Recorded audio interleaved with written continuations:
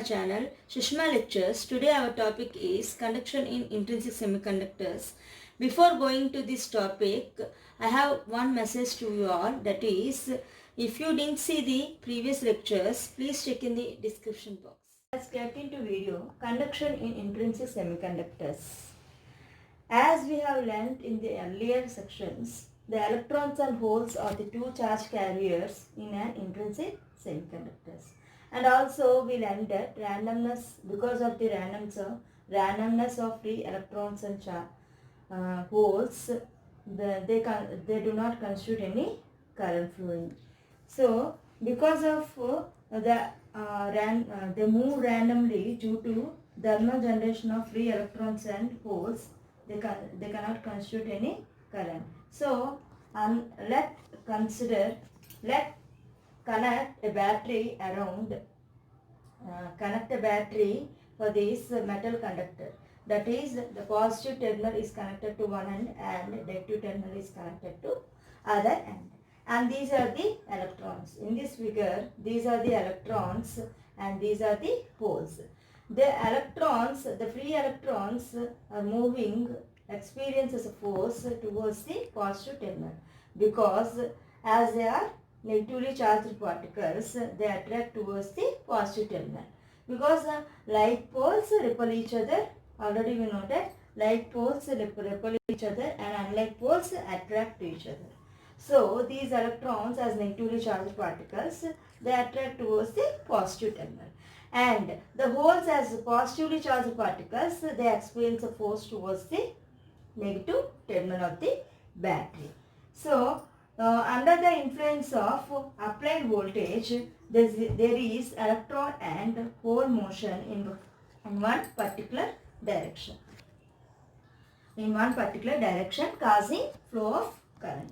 So the free electrons which are available in conduction band are moved under the influence of applied voltage.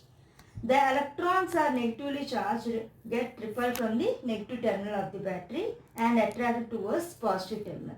So in this way, the electron current due to the movement of electrons,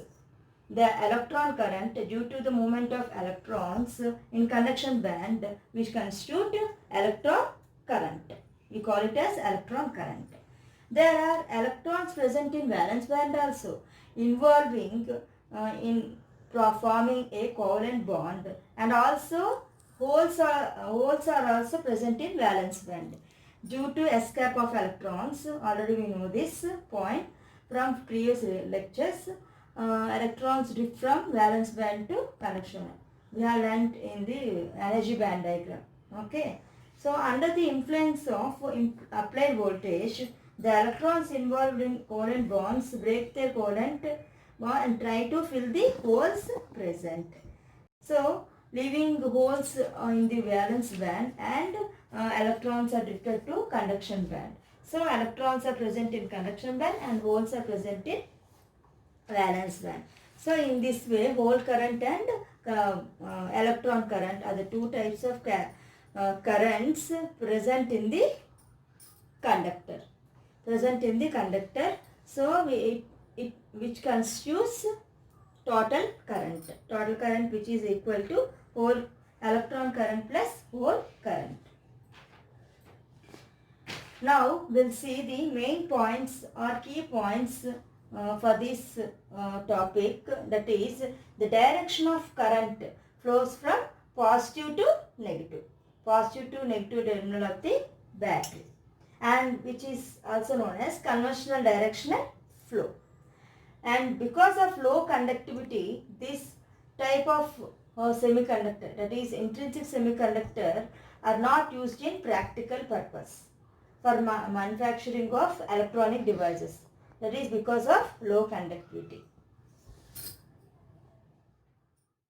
Okay, let's see extrinsic semiconductors.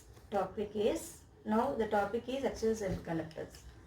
This type of semiconductors are converted by using intrinsic semiconductors only. By some process, we call it as doping.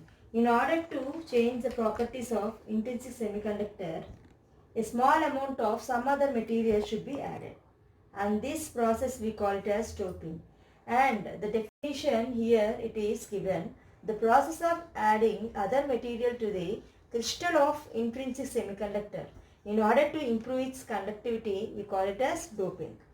And the other term is, new term is dopant. The impurity which is added, we call it as dopant.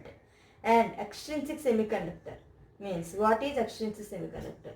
The doped semiconductor material, we call it as extrinsic semiconductor. So let's go to the types of extrinsic semiconductor. Depending upon types of impurities, two types of extrinsic semiconductor materials are classified. One is N-type. N-type means, in N-type free electrons are dominant, which are the majority charge carriers, and holes are the minority charge carriers. Here in P-type, holes are the dominant, then electrons. Here holes are majority charge carriers and electrons are the minority charge carriers. Okay, and this N-type we call it as pentavalent atom. What is pentavalent atom? Why we call it as pentavalent only? Penta means 5.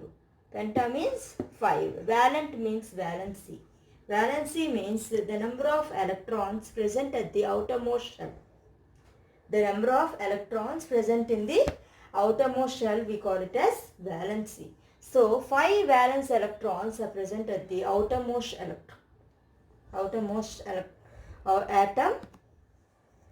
are present at the outermost atom. And this type of in this donor doping is present. Why? It donates one electron to the neighboring atom in order to form a completely stable atom. So the examples are here, N-type impurities are used as arsenic, bismuth or phosphorus. Okay, and in P-type it is known as trivalent atom. Tri means 3, valent means valency. 3 valence electrons are present at the outermost atom. And this type of doping is known as acceptor doping. Why acceptor doping? It accepts one electron in order to have completely form a stable atom. It accepts electron from the neighboring atom. So examples are given as gallium, indium, boron, etc. These are used as impurities in P-type. These are used as impurities in N-type. Okay, and these are impurities added to this material, and these are the impurities added to the P-type material. So these are the dopants. We call it as dopants, and in N-type, and in P-type these are the dopants in P-type.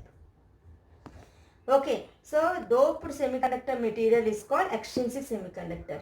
If you dope these impurities, the doped semiconductor material is N-type.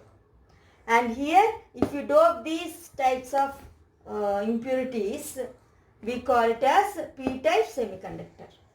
P-type semiconductor. Thank you for watching this video. If you like this video, please like, share and subscribe to my channel, Sushma Lectures, and don't forget to comment below.